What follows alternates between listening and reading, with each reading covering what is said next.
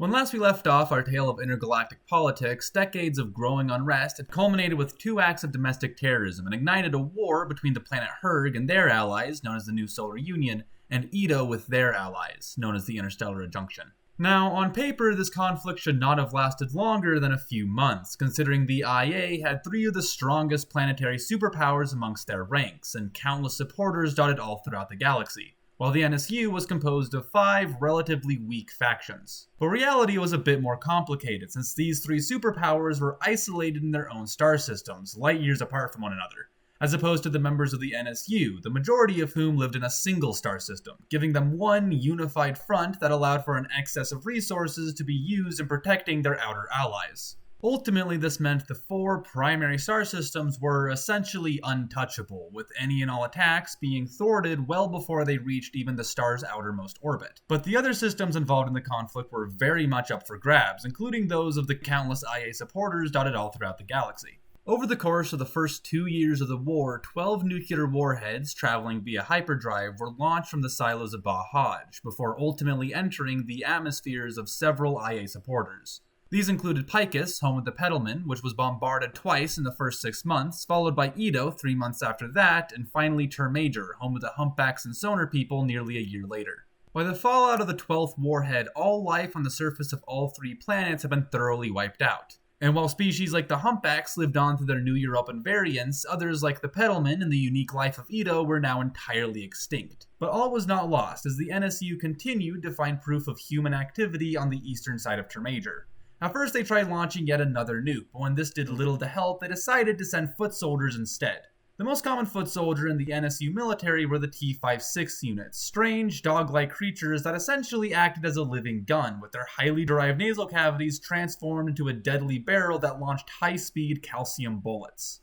They were created and controlled by the septipeds, using a similar technology as the New European operators, wherein a specially adapted controller, known as a puppeteer, would be hooked up to wired machinery, allowing them to pilot the T-56 units from afar. These biological weapons would often be accompanied not only by the fundamentalist troops of the Caraway and Him militaries, but also by members of the Sons of Sharma and automated drones remotely piloted by the Seers of Nuues. But regardless of which soldiers were sent to East Termajor, none would ever return, for deep beneath the planet's surface, the descendants of the Sonar people had adapted to the brutality of war. Not only had they taken to life inside a heavily fortified system of labyrinthine bunkers, but many of their most cutthroat freedom fighters had chosen to sacrifice their familiar form by becoming what could most accurately be described as a monster. These so-called ghosts were towering creatures with razor-sharp, retractable claws, ravenous teeth, and a highly developed exterior ear that allowed for picture-perfect echolocation. From miles away, these beasts could quote-unquote see the full layout of their tunnels and any unwelcome militias that may be found within. For years, East Termajor remained unconquered and stood as a galactic symbol of IA resistance against the NSU powers. Members of the New European and Mayan militaries fought tirelessly to liberate Termajor's orbit and rescue their forsaken allies, just as Father Third, the political head of the Danuvian government, made it his personal mission to squash this hidden rebellion. Meanwhile, ZZ Olanya Koven, a spy master from the Ashonan secret forces, had a personal project of her own, liberating the planet of Nuues. For most of their history, the natives of Nuues had been a strictly isolationist people, who only joined the war because they feared Tenuan immigrants would start flooding their planet due to its low population, a trend that they had already begun to see. But in the nearly 9 years since the start of the conflict, they had been forced to litter their once scenic landscapes and habitats of their sacred native life with countless factories and urban centers in order to produce the machines necessary for the war effort.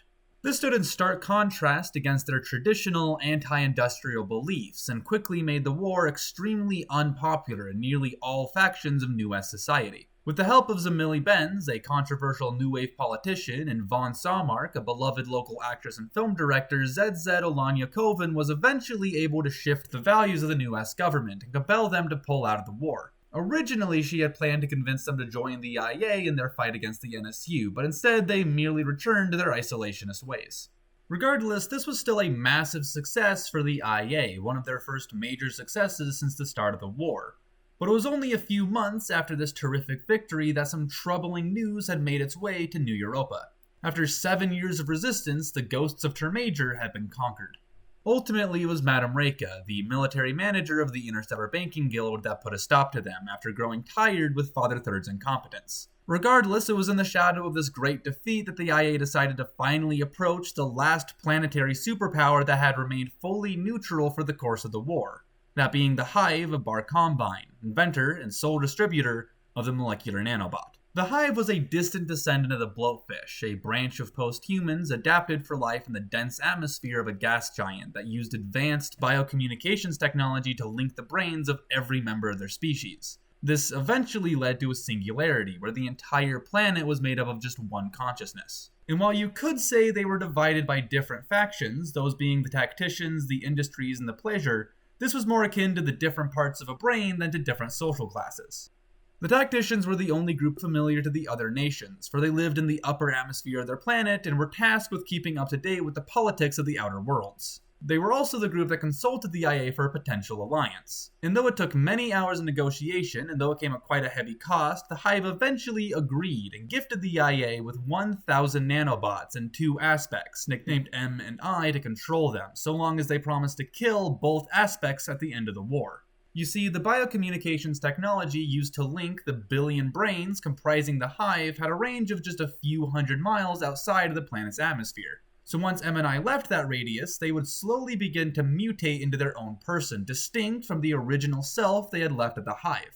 And once this new person had become hardened by war, and if they ever returned to their home planet, the two minds would merge once again, threatening to infect the original Hive with any number of acute stress disorders. So the IA promised to kill them and alleviate that worry. So why go through all the trouble, you may be asking? Well, quite simply, the molecular nanobot was the deadliest weapon in the post-human universe, thanks to its ability to self-duplicate. It could harvest any material and then use that material to create a perfect replica of itself. Whether it was metal, wood, glass, or a human skeleton, with very little exception, it could destroy, harvest, and make a copy out of anything.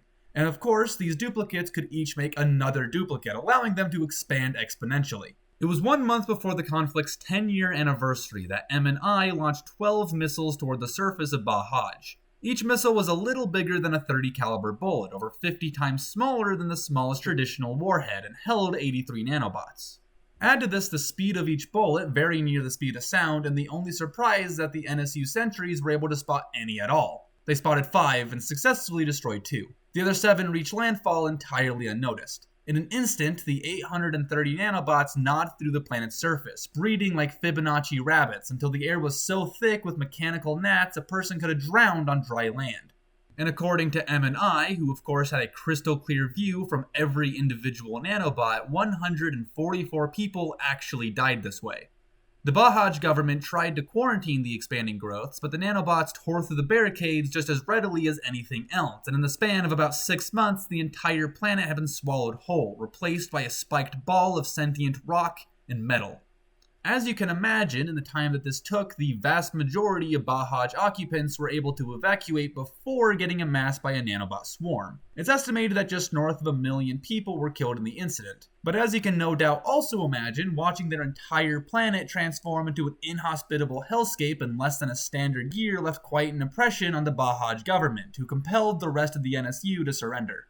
And after 3 weeks of treaty negotiations, they eventually complied, all besides the Interstellar Banking Guild, who swore to continue the war on their own. But regardless, with the main conflict finished, and with temporary IA representatives installed as government officials over Hurg and Janu, it seemed that M&I had reached the end of their lot. But before they could be killed, they argued the war wasn't quite finished. Not only was the Interstellar Banking Guild left unchecked, but murmurs of a civilian uprising were already sweeping the defeated planets. And so, M&I were each appointed positions as the head of the secret police on Janu and Hurg respectively, a decision that would shortly haunt the Interstellar Adjunction.